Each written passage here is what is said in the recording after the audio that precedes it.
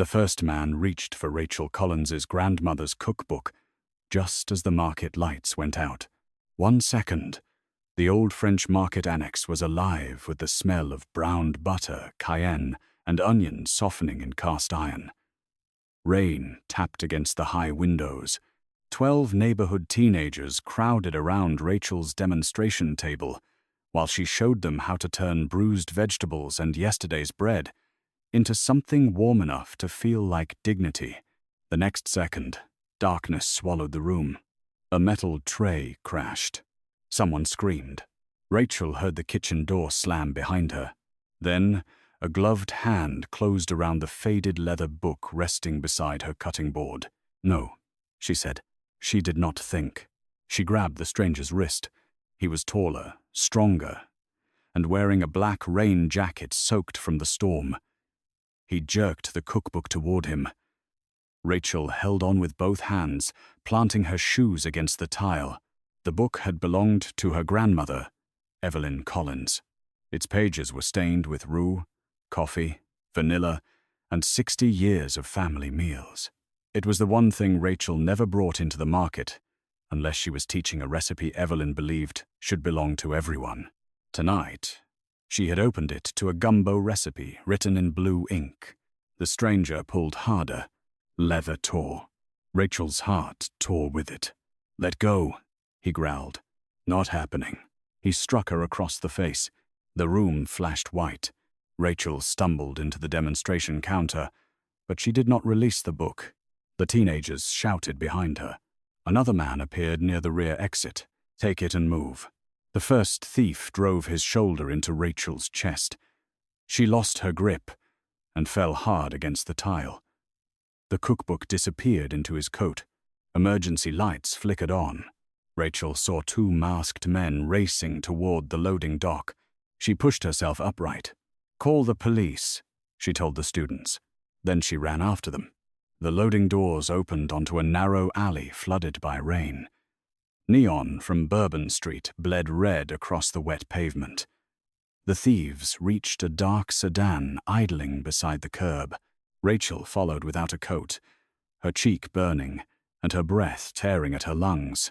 The man with the cookbook opened the rear door. A black SUV came through the intersection without slowing.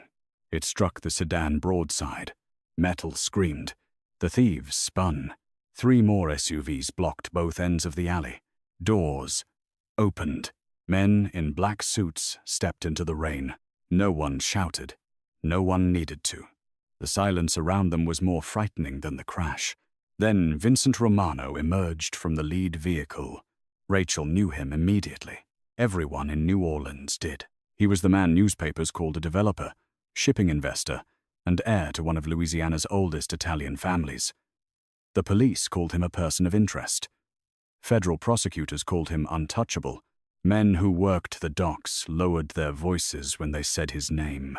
Vincent wore a black overcoat over a charcoal suit, rain collecting in his dark hair.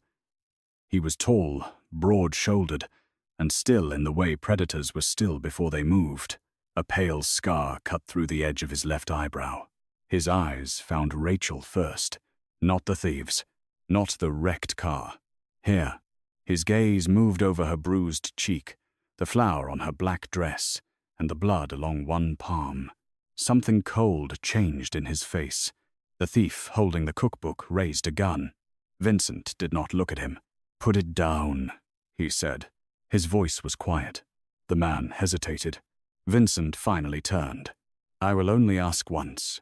The gun lowered. Rachel stood frozen beneath the rain. Vincent walked toward the thief and removed the cookbook from inside his coat. He held it carefully, supporting the torn spine with both hands. He knew how fragile it was. That realization disturbed her more than the guns. Vincent handed the book to one of his men. "Take it to the car." Rachel stepped forward. "That belongs to me." His eyes returned to her. "Yes? Then give it back." "No." Anger pushed aside her fear. "You just had a vehicle rammed into a city street, surrounded 2 armed men, and took my property. I am not thanking you for changing the identity of the thief."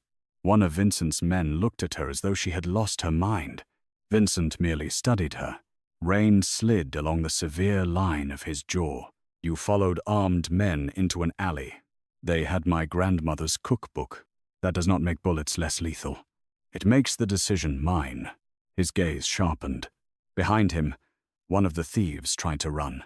Vincent's lieutenant caught the man and slammed him against the damaged sedan. Rachel flinched. Vincent saw it. He stepped between her and the violence, blocking her view with his body.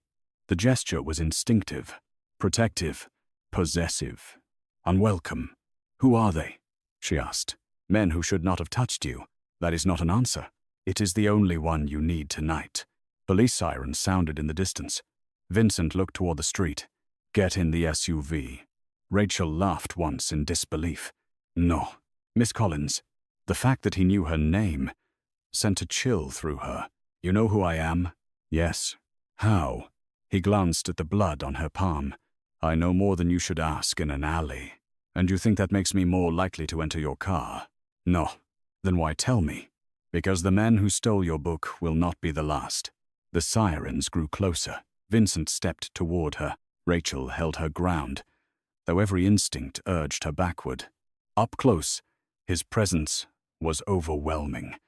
He smelled faintly of rain, cedar, and smoke. His eyes were nearly black beneath the alley's red neon. "The police cannot protect you from what is inside that cookbook," he said. Rachel's heartbeat changed. "Recipes are inside it." "No." His gaze settled on her face. "Coordinates are." The police arrived to find an empty alley. The wrecked sedan remained, but Vincent's convoy, the thieves, and Rachel were gone. She sat in the rear of his SUV with fury tightening every muscle in her body. Vincent sat opposite her. The cookbook rested beside him inside a protective leather case one of his men had produced with impossible speed. "You kidnapped me," Rachel said. "I removed you from an active threat, without consent." "Yes, you admit that very easily. I do not lie when the truth is obvious." Rain streaked the dark windows. New Orleans moved around them in flashes of iron balconies, shuttered storefronts, and gold street lamps reflected in flooded gutters. Rachel pressed a napkin against her cut palm. Vincent noticed. He opened a small medical kit and reached for her hand. She pulled it away. "Do not touch me." His hand stopped in midair. For a moment, something unreadable crossed his face. Then he set the bandage beside her. "Clean it yourself." She did. He watched every movement. "Why do you care about the book?" she asked. "Because someone killed 3 people this month, looking for it." Her fingers went still. "Who?" "A retired priest in Baton Rouge, a social worker in Mobile, a woman who ran a boarding house outside Lafayette." Rachel's mouth went dry. "I don't know any of them." "They knew your grandmother." The vehicle turned through a set of iron gates. Beyond them stood one of the oldest mansions in the Garden District, hidden behind live oaks dripping with moss. Candlelit windows glowed through the storm. Armed guards moved beneath the columns. Rachel stared. "Where are we?" "My home. I am not staying here. You are until I know who ordered the theft." "You do not get to decide that." Vincent leaned forward, forearms resting on his knees. "No. The men who entered your kitchen decided it when they struck you." His eyes moved to the bruise forming on her cheek. His voice became colder. "I am simply deciding what happens to them next." Rachel looked away. "That sounds like a threat." "It was not meant for you." The mansion's entrance hall was all black marble, old portraits, and soft golden light. Staff members moved silently through the corridors. No one appeared surprised to see their employer arrive with a rain-soaked chef in a flour-stained dress. Vincent handed the cookbook to his lieutenant. "Lucian, place it in the lower safe." Rachel stepped between them.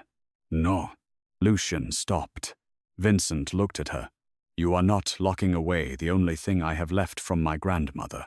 I am preventing someone from taking it again." "You mean preventing me from taking it?" The silence in the hall became immediate. Lucian lowered his eyes. Vincent moved closer. You believe I arranged the theft. I believe powerful men rarely arrive at the exact moment they are needed, unless they helped create the need. His expression did not change, but she sensed she had struck something. I did not send those men. Then prove it. I will. Give me the book. No. Rachel's anger rose. You expect me to trust you while you hold my property in a safe beneath your mansion. I expect you to stay alive while you hate me. She stared at him. Vincent turned to Lucian. Secure it. Lucian walked away with the case. Rachel followed. Vincent caught her wrist. Not painfully, but firmly enough to stop her. The contact sent a sharp current through her body. His hand was warm. His thumb rested over her pulse. They both noticed how quickly it beat. Vincent's eyes lowered to their joined hands. His grip loosened immediately. He released her. Your room is upstairs. I am not sleeping. That is your choice. Leaving? No. She looked at him with open contempt. Vincent accepted it without defense. Good night. Rachel. The use of her first name felt too intimate. She hated that she noticed. Rachel was given a bedroom larger than the apartment above her market kitchen. Fresh clothing waited inside the wardrobe, all in her exact size. Not close. Exact. A deep green dress that skimmed her curves without hiding them. Soft trousers tailored for her waist and hips.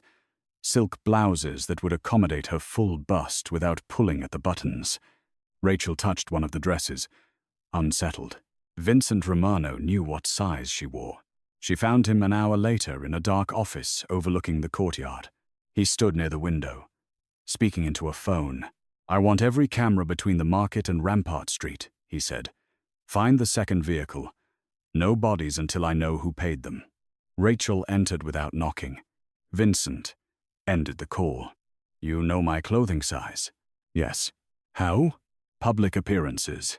She folded her arms. You estimated my measurements from online photographs.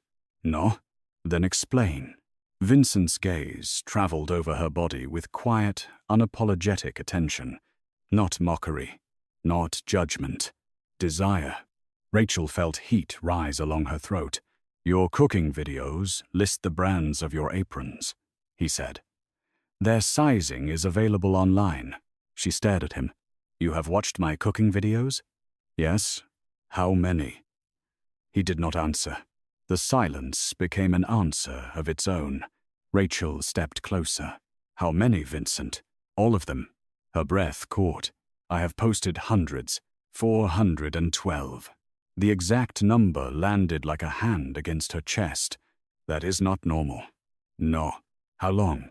7 years. She searched his face for embarrassment, amusement, anything that might make the confession less disturbing. There was none. You have watched me for 7 years. I have watched your work. That distinction is doing very little for me. Vincent turned toward the desk. You began uploading lessons after Hurricane Isaac damaged the community center where you taught. Your first video showed 6 ways to make 1 chicken last a week. You burned the rice.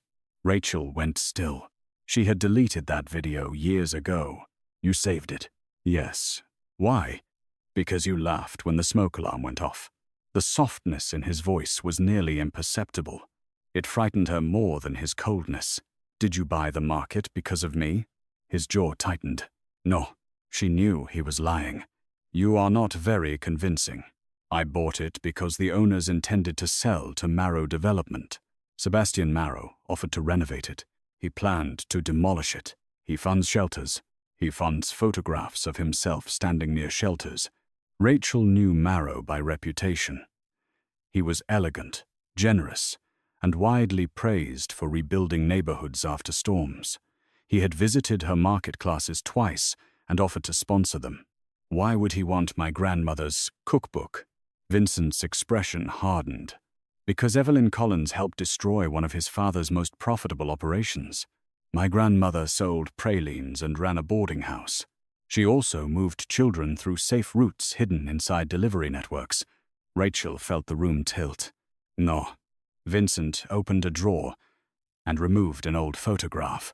Evelyn stood outside a church kitchen 30 years earlier.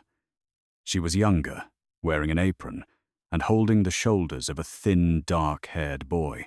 The boy was Vincent. Rachel looked from the photograph to him. "You knew her?" "Yes. You never told me. You never asked. I did not know you existed in her life." She made sure no one did.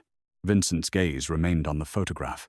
"When I was 9, I was transported through the Gulf with 13 other children. Your grandmother paid a dock worker to hide us inside a produce truck. She fed us in the basement of St. Agnes Church and moved us to families across 3 states. Rachel's anger faltered beneath shock. "My grandmother rescued you?" "She rescued many." "And the cookbook?" "Each recipe contains a location." She thought of Evelyn's peculiar instructions. "Turn the pot east before adding salt. 3 cloves, never 4, when the river is high. Bake at 309 degrees. Though no oven Rachel knew offered that setting. She had always assumed they were family superstitions. "They are coordinates," Rachel whispered. "Contact points, safe houses, churches, clinics, and people who once helped the network." "Once?" "Some still do, and Marrow wants them. He wants to erase anyone who can connect his family to the trafficking routes." Rachel sank into the chair opposite the desk. The room suddenly felt too small. "My grandmother died 8 months ago." "Yes. Was it natural?" Vincent's silence answered. Rachel's eyes lifted. "No, I cannot prove otherwise." "But you believe she was killed?" "I believe Marrow's organization searched her house the night she died." Pain moved through Rachel with brutal clarity. Evelyn collapsing beside the kitchen table. The police calling it a stroke.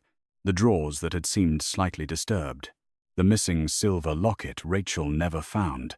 "You knew all of this," she said. "Yes, and you let me keep teaching in that market. I placed men nearby, men I never consented to.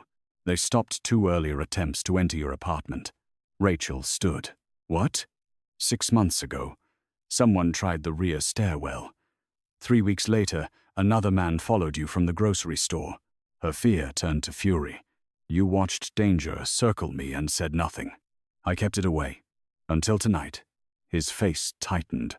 "Until tonight." She crossed the room and slapped him. The sound cracked through the office. Vincent's head turned slightly. He did not move otherwise. Rachel's hand stung. "You do not get to build a cage around my life and call it safety." His gaze returned slowly to hers.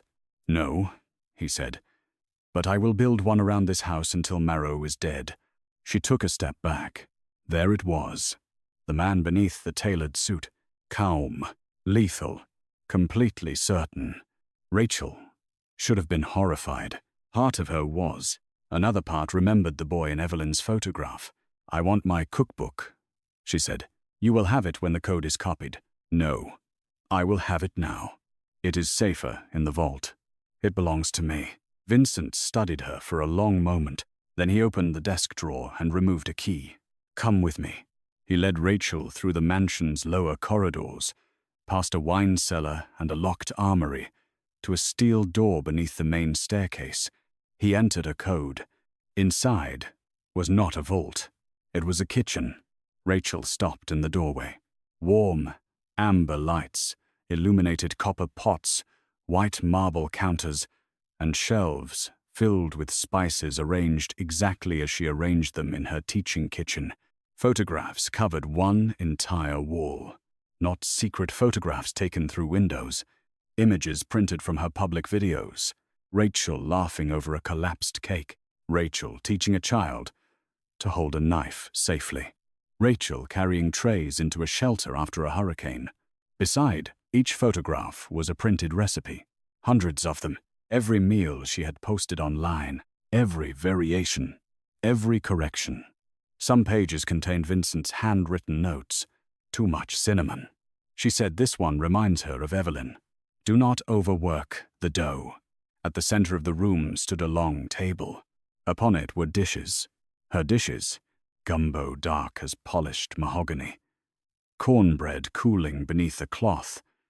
Bread pudding with whiskey sauce. red beans seasoned the way she had taught in a video posted only 4 days earlier. Rachel could not move. The room felt more intimate than a bedroom. "You made these?" she asked. Vincent remained behind her. "Yes, all of them." "Not well." She turned. His expression had become guarded. The feared head of the Romano family looked almost exposed inside this kitchen. "You recreated every meal I posted." "I tried." "Why?" He looked toward the wall of photographs. "Your voice made the house quiet." The answer entered her slowly.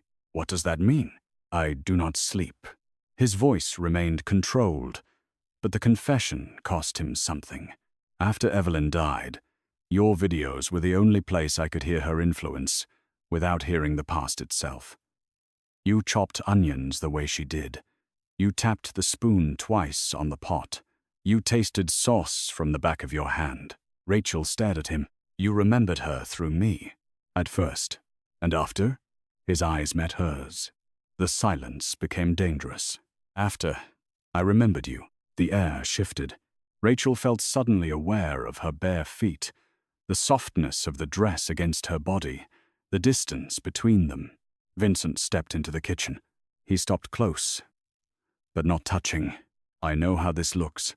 "Obsessive?" "Yes." "Possessive?" His gaze dropped to her mouth. "Yes." "Unhealthy?" "Certainly." Rachel should have backed away. She did not. "Did you buy the market to protect the cookbook?" "No." "You already lied once. I bought it because Marrow planned to remove you from it." "That is the same thing." "No." His voice lowered. "The cookbook could have been moved. You could not." Her pulse quickened. Vincent lifted one hand toward her waist. He stopped before making contact. Rachel watched the restraint in his fingers. "You frighten me," she whispered. "I know. You also make me feel safer than I should." His eyes darkened. "That is more dangerous." A crash sounded above them. Vincent turned instantly. The kitchen lights went out. Gunfire erupted in the corridor. Vincent grabbed Rachel around the waist and pulled her behind the marble island as bullets struck the steel door. His body covered hers. One hand pressed against the back of her head. "Stay down." She felt the controlled violence in him, the way every muscle became purpose. The steel door opened under an explosive charge. Vincent rose and fired twice. 2 men fell in the doorway. Rachel saw another attacker moving behind him. She grabbed a heavy cast-iron skillet from the lower shelf and swung it into the man's wrist as he reached over the counter. His gun clattered across the floor. Vincent struck him hard enough to send him into the cabinets. He looked at Rachel. "You hit him with cookware." It was available. A brief, astonished expression crossed his face. Then Lucien entered with 3 guards. "The west wing is breached," he said. They knew the house plan. Vincent's expression turned lethal. "A traitor." Rachel looked at the walls filled with her photographs. "They came for this room."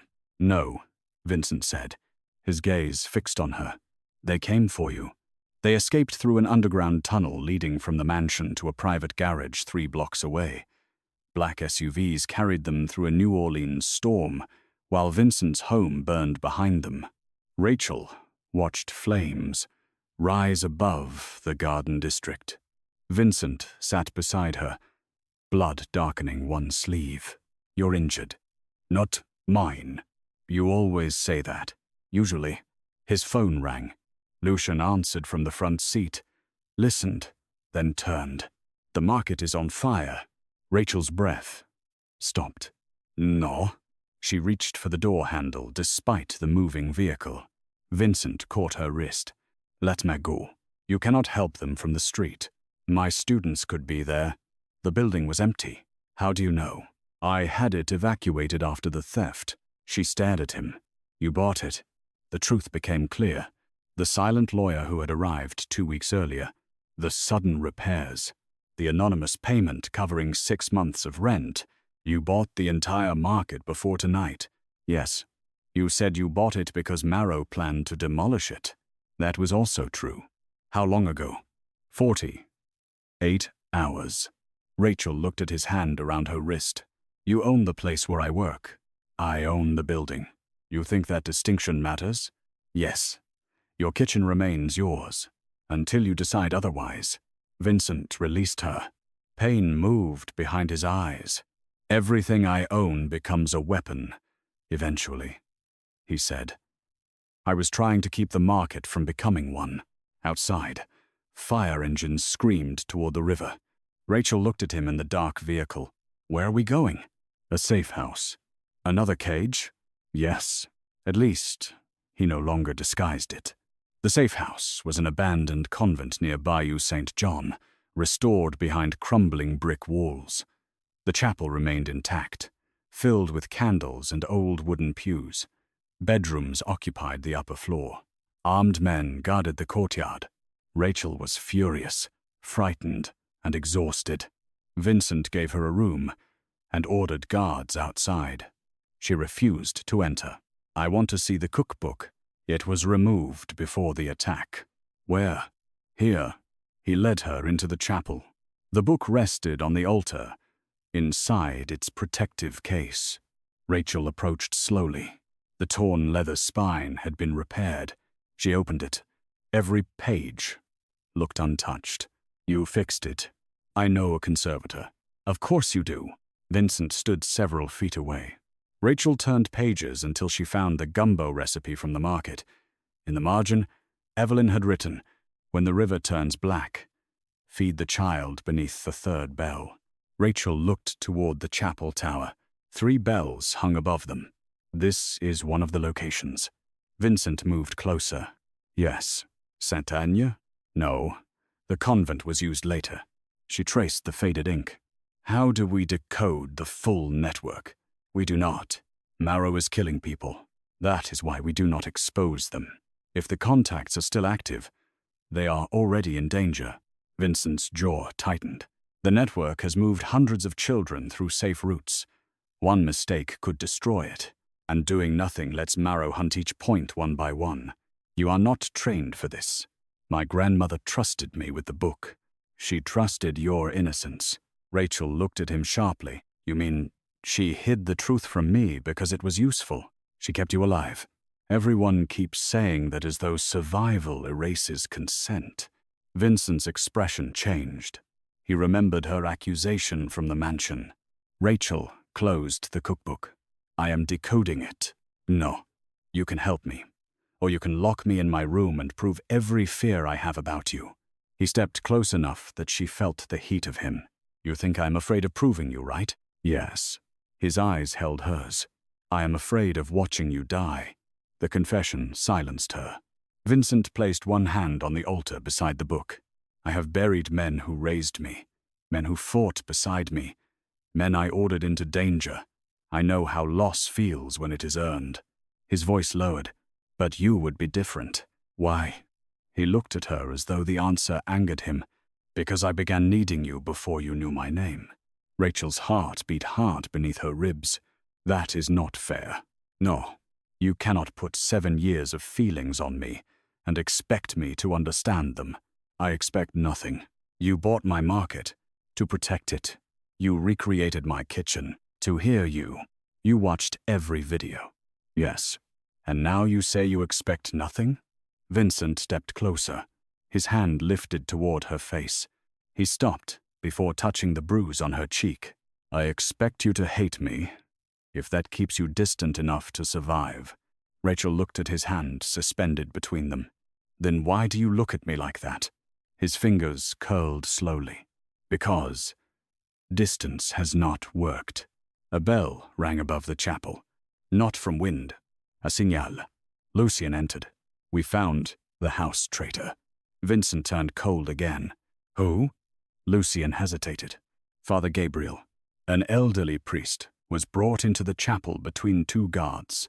Rachel recognized him from her market classes. He had attended every Thursday for nearly a year, claiming he wanted to learn enough cooking to feed the homeless shelter attached to his parish. He had always praised her grandmother. Vincent approached him. You gave Marrow the plans. Father Gabriel's shoulders sagged. He has my niece. Rachel stepped forward. Where? I do not know. Vincent's voice became quiet. You brought gunmen into my home. I tried to lead them to the kitchen while Rachel was upstairs. They knew where she was. The priest closed his eyes. They changed the plan. Vincent drew a pistol. Rachel moved between them. No. Step aside. He was coerced. He endangered you. His niece is a child. Vincent's eyes burned into hers. That does not absolve him, no. But killing him will not save her. The chapel became silent. Rachel placed her hand against Vincent's chest. It was the first time she had touched him voluntarily. His entire body went still. "Help me save her," she said. His gaze dropped to her hand, then returned to her face. "You ask as though I can refuse you. You can." "No." He lowered the weapon. Father Gabriel revealed that his niece, Lily, was being held at an abandoned sugar refinery along the river. Marrow wanted an exchange, the cookbook and Rachel for the child. Vincent refused immediately. Rachel did not. "We take a copy. He will know. We give him enough to believe it is real. He wants you because you understand Evelyn's habits. Then we use that." Vincent turned toward her. "You are not going." "Yes, I am." "No." Here we are again. This is not about choice. It is exactly about choice. It is about a man who sells children. And a child who is waiting for us. Vincent's composure cracked. He slammed one hand against the altar. Candles shook. "You do not know what men like Marrow do when they lose control." Rachel did not flinch. "No, but you do." The words struck him. She stepped closer. "That is why I need you beside me." His breathing slowed. The anger remained, but it shifted. Not gone. Contained. "What is your plan?" he asked. They created a false set of coordinates using recipes from Rachel's public videos. Each location pointed toward warehouses already controlled by Vincent. If Marrow's organization moved on them, Romano men would be waiting. Rachel insisted on joining the exchange because her presence would make the deception believable. Vincent agreed under conditions so strict they felt like a military operation. 2 tracking devices, a hidden microphone, 6 snipers, 3 escape vehicles, and 1 promise. "If I tell you to run," he said, "you run." Rachel stood in the convent kitchen while he fastened a tiny transmitter beneath the collar of her dress. His fingers brushed her neck. Both of them went still. The room smelled of coffee and rain. Vincent's face was close to hers. "Your hands are shaking," Rachel said. "They do not shake. They are." He looked down. She was right. His fingers trembled once against her skin. He withdrew them. "This is a mistake." "The transmitter?" "Letting you go near him." Rachel studied his face. "You cannot protect me from every dangerous room. I can try. You will lose yourself." His gaze darkened. "I lost myself years before you." She touched the scar near his eyebrow. Vincent froze. "What happened?" she asked. "Marrow's father struck me with a chain when I tried to help another boy escape." Rachel's thumb moved gently along the edge of the scar. "And my grandmother found you afterward." "Yes." "What did she feed you?" "Chicken stew." Rachel smiled faintly. That was her answer to everything. It was the first warm food I remembered. Emotion moved behind his eyes. "She told me I did not owe her anything," Vincent continued. "So I spent 30 years trying to repay her. You watched over me because of a debt, at first." Rachel's hand remained against his face. "And after?" Vincent placed his palm over hers. "After, the debt became an excuse. The silence between them became intimate, heavy." He leaned closer. Rachel felt his breath against her mouth. "You should not kiss me before sending me into a trap," she whispered. "I should not kiss you at all." "Why?" "Because I do not know how to want gently." Her pulse raced. "Then learn." Vincent kissed her, slowly at first, a controlled brush of his mouth against hers, as though giving her time to regret the invitation. Rachel gripped the front of his shirt. His restraint broke. One arm closed around her waist. drawing her full body against him. His other hand settled at the back of her neck. The kiss deepened with years of denied hunger behind it, but he never handled her as though her softness made her fragile. He held her as though every curve had already lived in his memory. Rachel felt wanted, not despite her body, not because it made her unusual, simply and completely. When he pulled away, his forehead rested against hers. "This changes the plan," he said. "No, yes. You do not get to kiss me and become more controlling. I was controlling before. That is not a defense. It is a warning." The sugar refinery stood beside the Mississippi beneath a sky swollen with rain. Rusting towers rose above black water. Broken windows reflected flashes of distant lightning. Marrow's men waited inside the main processing hall. Rachel entered carrying the false cookbook inside a leather satchel. Vincent remained hidden with his team. Sebastian Marrow stepped from behind an old conveyor belt. He wore a cream suit beneath a dark overcoat, immaculate despite the mud and decay around him. He smiled warmly. "Rachel." She hated that she once trusted that smile. "Where is Lily?" A small girl was brought forward by a guard. Her wrists were tied. Rachel's anger sharpened. "Let her go. The book first." Rachel removed it from the satchel. Marrow looked almost reverent. "Your grandmother caused my family decades of inconvenience. She saved children. She stole inventory." The word sickened her. Vincent's voice came through the hidden earpiece. Steady, cold. "Wait." Rachel kept her expression neutral. "You killed her." Marrow smiled. She refused to explain the final sequence. "You searched her house. I searched every place she loved." His eyes moved over Rachel. "Including you." Vincent's breathing changed in her ear. Rachel knew he was close to acting. She needed more time. "What is the final sequence?"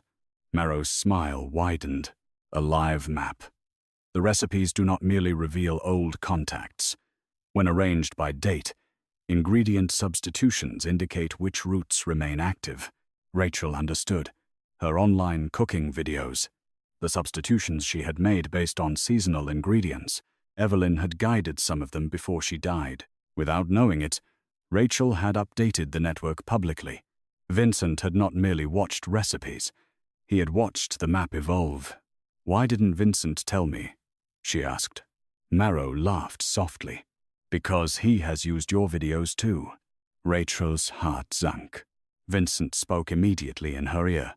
"He is lying." But Marrow saw the doubt on her face. "Romano's men intercepted shipments at 3 locations last year. He expanded his docks using intelligence hidden in your recipes." "No. Ask him about Gulf Route 7. Vincent went silent. That silence hurt more than a denial. Rachel felt betrayal open inside her. "You knew," she whispered. Marrow's eyes gleamed. "He did." Vincent's voice returned. "Rachel, do not listen to him. Did you use the routes?" "A pause." "Yes." The word broke something. "For what?" "To reach children before Marrow's buyers." "You never told me." "I could not risk the network. You could not risk losing access to me." Marrow stepped closer. "Give me the book, Rachel.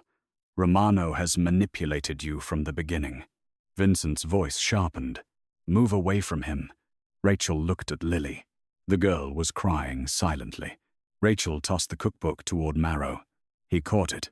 "Now release her." Marrow opened the book. The first page contained a message Rachel had written in invisible heat-reactive ink. "You are standing on the wrong coordinates." Vincent detonated the charges beneath the refinery lights. Darkness swallowed the hall. Gunfire erupted. Rachel ran toward Lily. A guard grabbed her.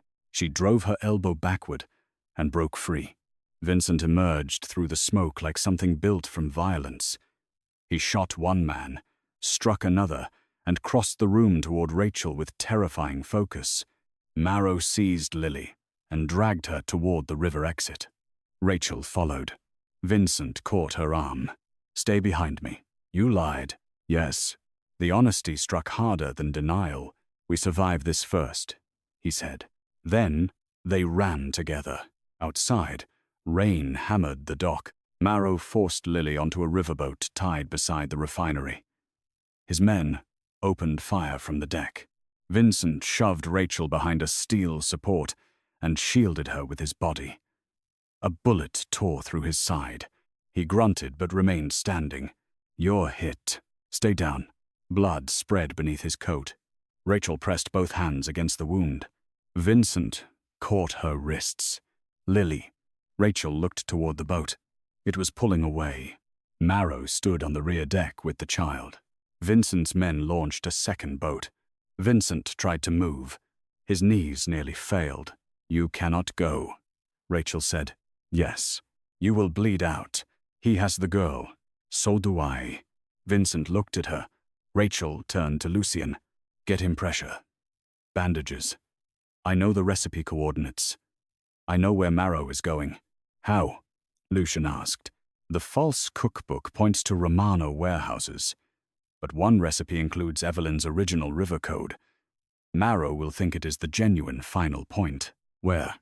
"Saint-Agne, the abandoned church, where Evelyn had once hidden Vincent. They reached St. Agnes before Marrow, by using a faster channel through the marsh. The church stood on a narrow strip of land beyond the city, surrounded by cypress trees and floodwater. Its bell tower leaned beneath the storm. Candles glowed inside. Vincent refused to remain in the vehicle despite the bullet wound. Rachel faced him beneath the church portico.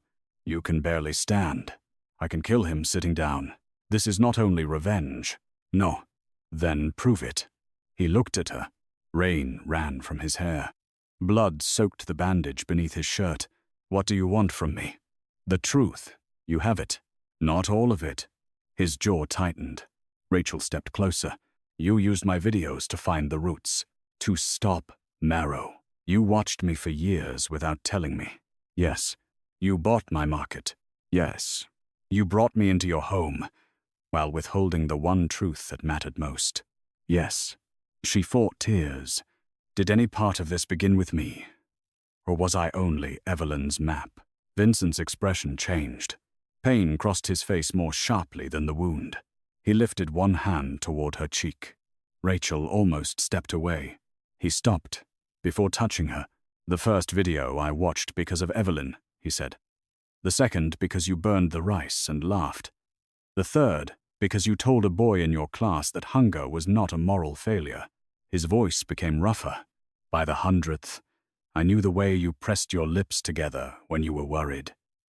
By the 200th, I knew which days you were pretending not to be lonely. By the 300th, I had men outside your market because imagining a world where you disappeared became impossible." Rachel's breath trembled. "I used the routes," he said. "I used the information. I told myself it was enough that I saved the children, but I also kept the truth because I was afraid you would stop posting. Stop teaching. Stop letting me hear your voice. That was selfish. Yes. Obsessive. Yes. Wrong. Yes." He did not defend himself. That mattered. Vincent finally touched her cheek. His palm was warm despite the rain. "I will spend whatever remains of my life proving I can love you without owning the door." A boat engine sounded through the storm. Marrow had arrived. The church doors opened. Father Gabriel stood inside with a rifle. Behind him were 6 members of Evelyn's old rescue network. The priest looked at Rachel. "Your grandmother left instructions for this night." Rachel stared. She knew Marrow would come. She knew someone would. The church became a trap. Rachel stood near the altar with the cookbook, while Vincent's men hid behind the pews and in the bell tower. The rescue network members secured the rear exits. Marrow entered with Lily and 4 gunmen. He looked around the candlelit sanctuary. So this is where the saint made her final stand. Rachel held the book against her chest. "Let Lee go." Marrow pressed a gun against the child's back. "Read the final coordinates." "There are none." His smile faded. "The book is not a map," Rachel said. "It is a language. The roots change based on who cooks the recipe, when they cook it, and who receives the food." "You are lying." My grandmother never trusted paper with children's lives. Marrow looked toward Vincent. You knew? Vincent stood beside the first pew, pale from blood loss. I suspected. Marrow laughed. All of this for a cookbook that cannot help either of us. No, Rachel said. All of this to bring you somewhere your money could not protect you. Federal lights flared outside the stained glass windows. Marrow's expression twisted. One of his men fired. The church erupted. Vincent crossed the aisle and shielded Rachel as bullets shattered candles and carved splinters from the pews. Father Gabriel pulled Lily behind the stone baptismal font. Marrow ran toward the bell tower. Rachel followed before Vincent could stop her. She climbed the narrow stairs, hearing him behind her despite his wound. At the top, storm wind tore through broken arches. The great bell swung above them. Marrow waited beside the railing. He grabbed Rachel and pulled a knife across her throat. Vincent stopped on the final stair. Blood marked every step behind him. Drop the gun, Marrow ordered. Vincent obeyed. Rachel felt the blade against her skin. Marrow looked between them. The Romano boy saved by a kitchen woman, now willing to die for her granddaughter. Vincent's eyes remained on Rachel. Yes, Marrow smiled.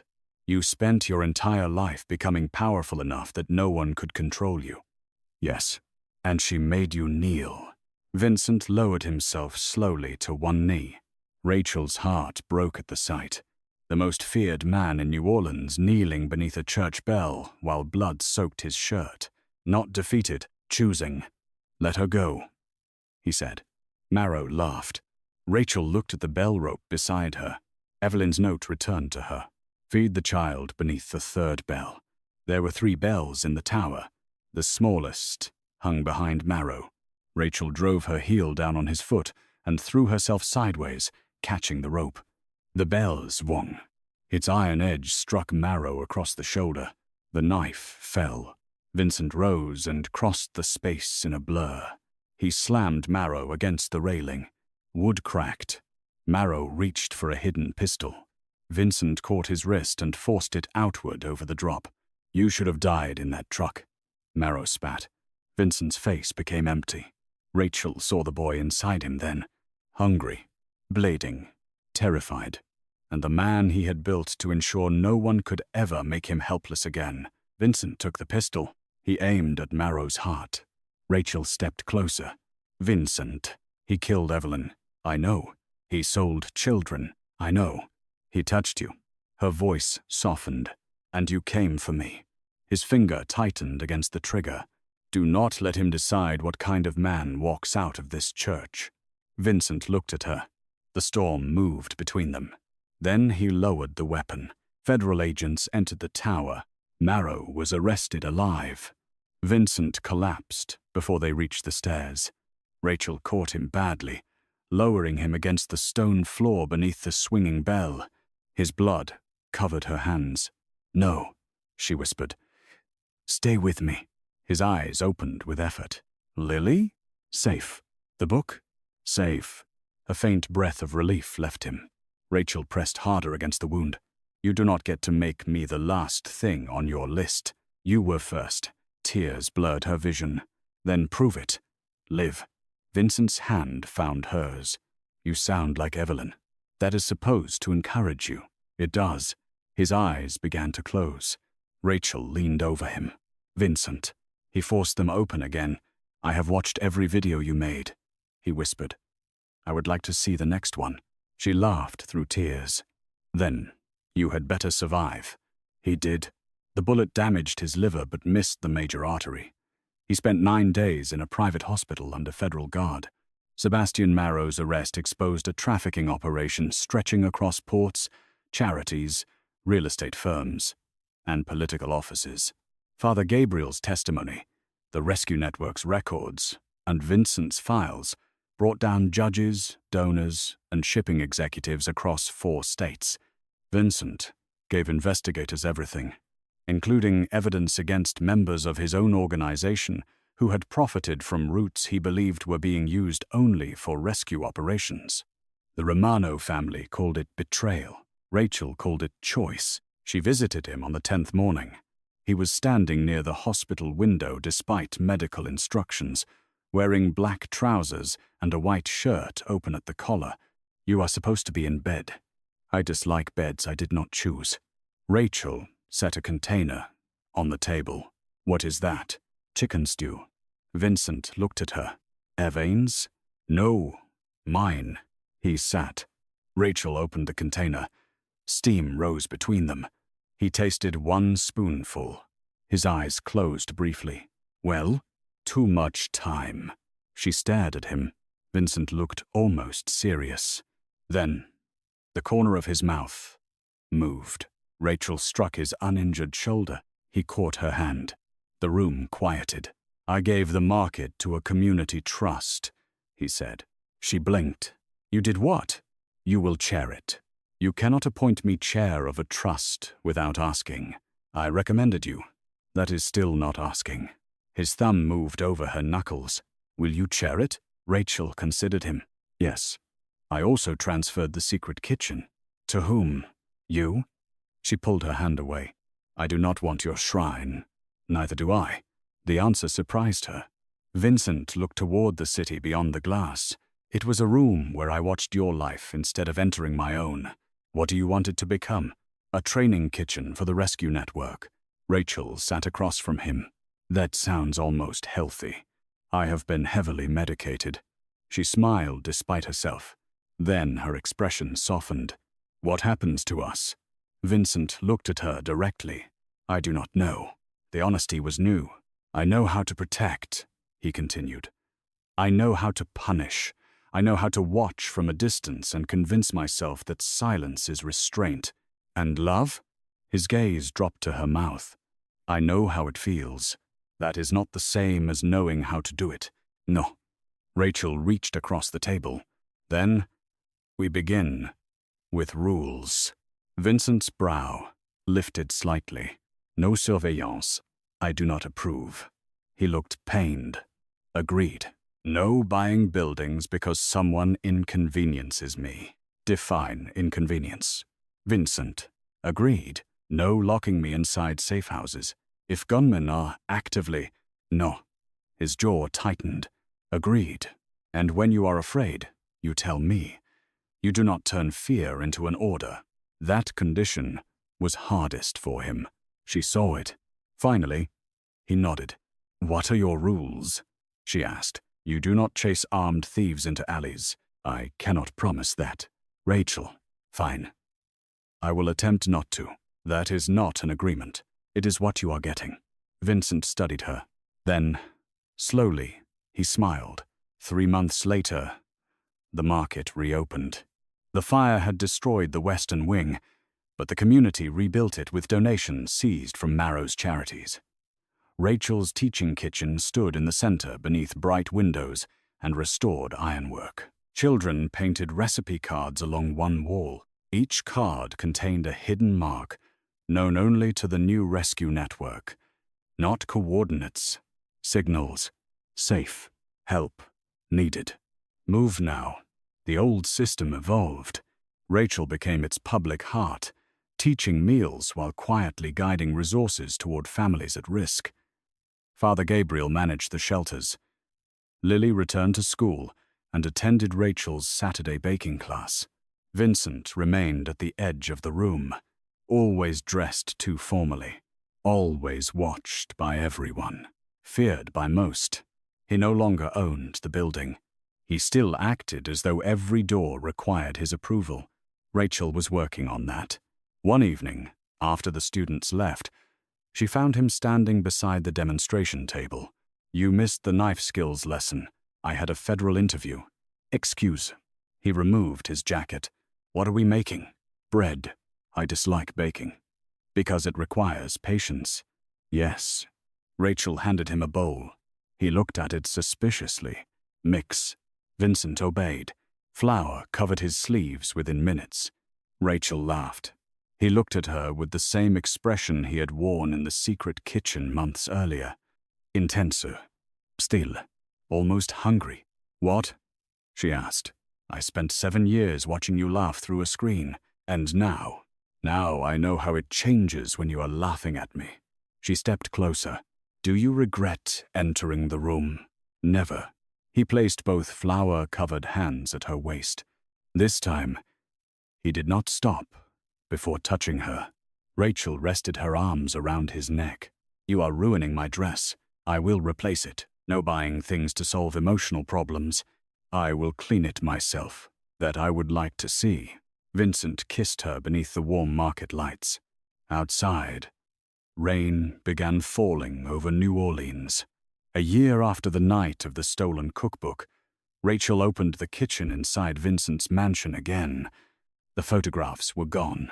The walls now held maps of shelters, thank you letters from children, and framed recipe cards written in dozens of languages. The marble counters were crowded with students from the rescue network. Vincent stood beside the stove wearing the same black suit he wore to meetings, though Rachel had forced an apron over it. The apron read, "Do not threaten the soufflé." He had objected. Rachel Hutwom. At the center of the kitchen sat Evelyn's restored cookbook beneath glass. Beside it was a new book bound in red leather. Rachel opened it. The first page contained Vincent's handwriting. Chicken stew. Too much time. She laughed. Below the recipe was another sentence. For the woman who taught me that a kitchen is not where you hide from the world. It is where you decide who is welcome inside. Rachel looked up. Vincent stood across the room. The students had gone silent. He approached, carrying an old brass key. Not a ring. Not yet. I spent years keeping this room secret, he said, because everything I valued became vulnerable when someone else could see it. Rachel's throat tightened. He placed the key in her hand. It no longer locks from the outside. Her fingers closed around it. Is that your version of romance? It is my version of surrender. He stood close enough that only she could hear his next words. I do not want to watch your life anymore. What do you want? To live inside it. With permission. Rachel looked at the man New Orleans feared. The boy her grandmother once saved. The criminal who had built an empire because helplessness terrified him. The obsessive man who had memorized every meal she made before he learned how to sit beside her without controlling the door. She touched his face. Permission granted. Vincent kissed her in the secret kitchen, while the rescue network applauded and rain moved softly against the windows.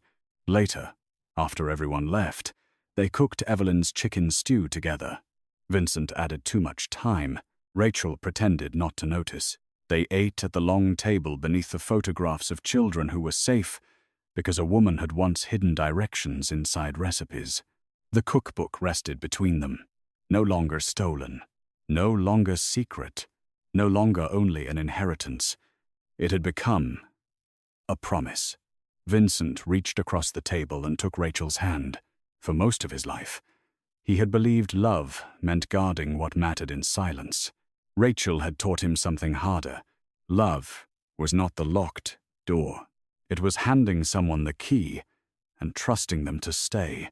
Outside, New Orleans glowed beneath the storm, dangerous and beautiful and full of hidden histories.